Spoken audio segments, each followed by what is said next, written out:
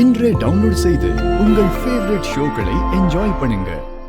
உங்க அண்ணன் என் கூட ஜெயிச்சுட்டா உங்க அண்ணன் என்ன சொன்னாலும் நான் செய்வேன். ஓகேவா? அண்ணே, நீ என்ன கேட்டாலும் செய்யறேன்னு சொல்றாங்கண்ணே.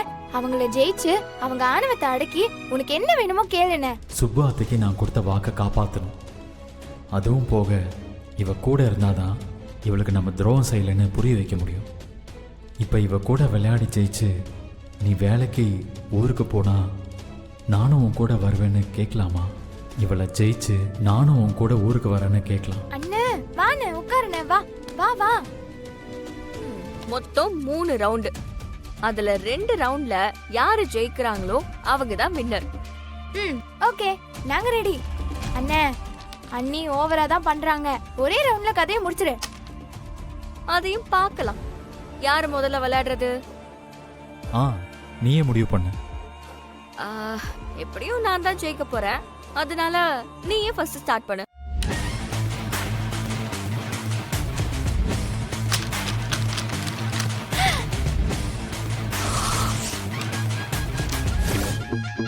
ஐயோ, இவனை ஒரே அடியில 4 காயினை போட்டுட்டான். நம்ம அடிச்சா எப்பவுமே 3 தானே விடும். கொஞ்சம் டேஞ்சரான பிளேயரா தான் இருப்பான் போலயே.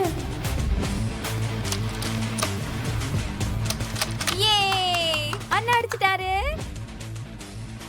அண்ணா ஆட்டத்தை பார்த்து உங்க முகம்லாம் வேர்த்துச்சு பாருங்க. நீ தொடச்சுக்கோங்க. இந்த வாட்டி யார் ஆரம்பிக்கிறது? இந்த வாட்டியே இவன்கிட்ட கொடுத்தா போன வாட்டி மாதிரி எல்லா காயினையும் ஒரே ரவுண்ட்ல அடிச்சு ஆட்டத்தையே முடிச்சிருவான். வேணாம் வேணாம், இந்த வாட்டி நான் ஸ்டார்ட் பண்றேன்.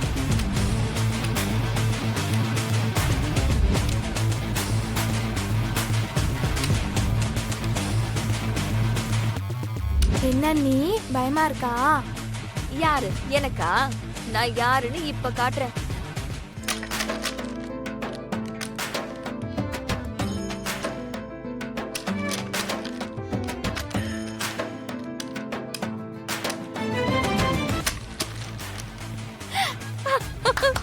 நான் ஜெயிச்சிட்டேன்.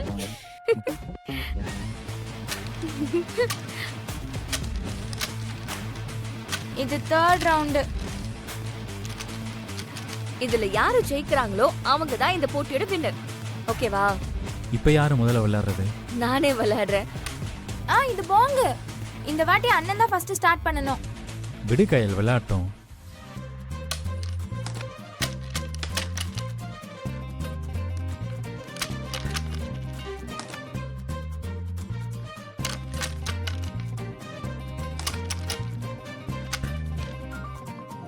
அண்ணே, ஒரு காயின் அவங்க போட்டாங்கன்னா அவங்க ஜெயிச்சிருவாங்கண்ணே. மிஸ் பண்ணிட்டாங்க. என்ன எப்படியாவது இந்த ஒரு காயினை மட்டும் அடிச்சிருண்ணே. போன ரவுண்ட மிஸ் பண்ணிட்டோண்ணே. நீ ஜெயிச்சாதான் நீ சொன்ன மாதிரி அண்ணி செய்வாங்கண்ணே. போட்டுருண்ணே. இந்த காயினை எப்படியாவது போட்டுதான் ஆகணும். போன வாட்டி மாதிரி விட்டுறக்கூடாதுடா. ஐயோ கடவுளே, இந்த காயினை கரிகால போட்டுறக்கூடாது. Please please please போட்டுறக்கூடாது.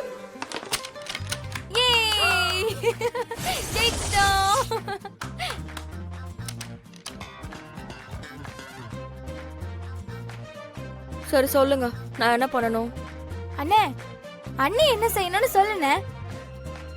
நீ போ, நான் கேட்டுக்கிறேன்.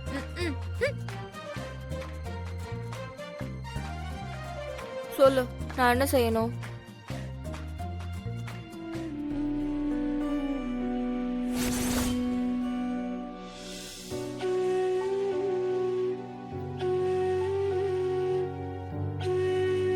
நான் இப்படி கேட்குறேன்னு தப்பா நினைக்காத. நான் இப்போ இருக்க சூழ்நிலையில் எனக்கு இதை தவிர வர வழி இல்லை. நீ வேலைக்கு ட்ரைனிங் போறியல்ல, உனக்கு துணையா ஒரு காவலா நானும் உன் கூட வரேன். நான் உன் கூட வர்றது நான் உன் கூட வாழ ஆசைப்பட்டு வரேன்னு இல்லை. நீ தயவு செஞ்சு என்னை தப்பா நினைக்காத. நான் உன் கூடவே இருக்கணுங்கிறது அத்தையோட ஆசை, இந்த குடும்பத்தோட ஆசை. அதனால்தான் இதை நான் உங்ககிட்ட கேட்குறேன். நான் உன் கூட வந்தாலும் உனக்கு எந்த விதத்திலையும் தொந்தரவாக இருக்க மாட்டேன். உனக்கு எந்த சங்கடமும் இல்லாமல் அப்படியே ஒரு ஓரமாக இருந்துக்கிறேன்.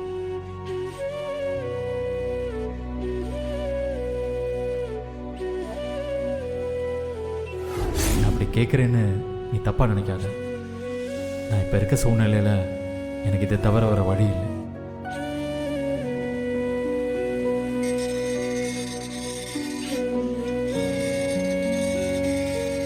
அம்மா எங்க போயிட்டு வருது? எங்க போனா நந்தினி?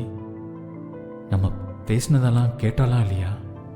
இல்ல கேட்டுட்டு கோச்சுக்கிட்டு போயிட்டாளா?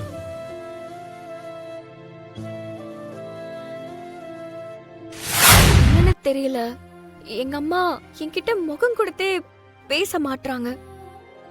ஏன்?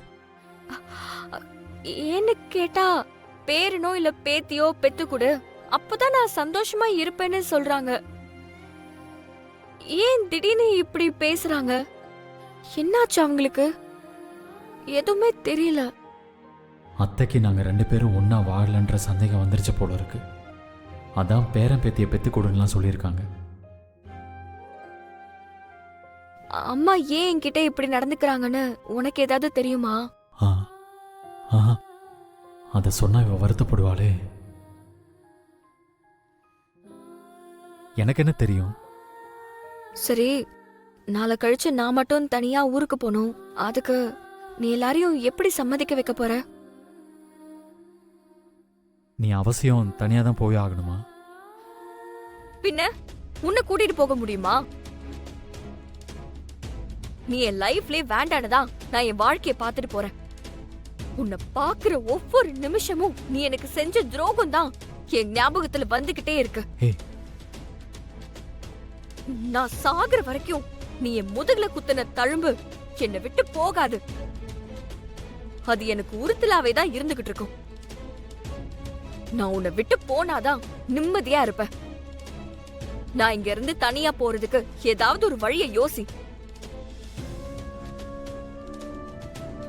உன்னை மட்டும் தனியா அனுப்புறேன்னு சொன்னா வீட்டில் இருக்கிறவங்களாம் ஏன் எதுக்குன்னு ஆளுக்கு நிறைய கேள்வி கேட்டுட்டு இருப்பாங்க.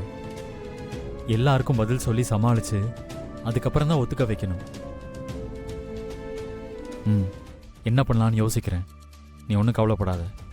உன் ஆசை அதுதான்னா அதை நான் கண்டிப்பா நிறைவேற்றி வைப்பேன். 2 தடவை நீ என்னை ஏமாத்தி கழுத்து அறுத்துட்ட. ஆனா இப்பவும் நான் உன்னை நம்புறேன். சரி, கேரம் போர்ட்ல நான் தோத்ததுக்கு நீ கேக்குறத நான் தரேன்னு சொன்னல, உனக்கு என்ன வேணும் கேளு. உன் வாழ்க்கையில நான் இனிமே இருக்கவே கூடாதுன்னு சொல்லிட்டேன். இதுக்கப்புறம் நான் என்ன கேட்டு என்ன ஆக போகுது?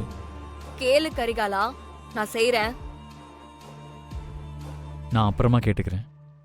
நீ தள்ளி தள்ளி போடுறத பார்த்தா ஏதோ பெருசா கேட்க போற போல இருக்கே. சரி, பொறுமையாவே கேளு.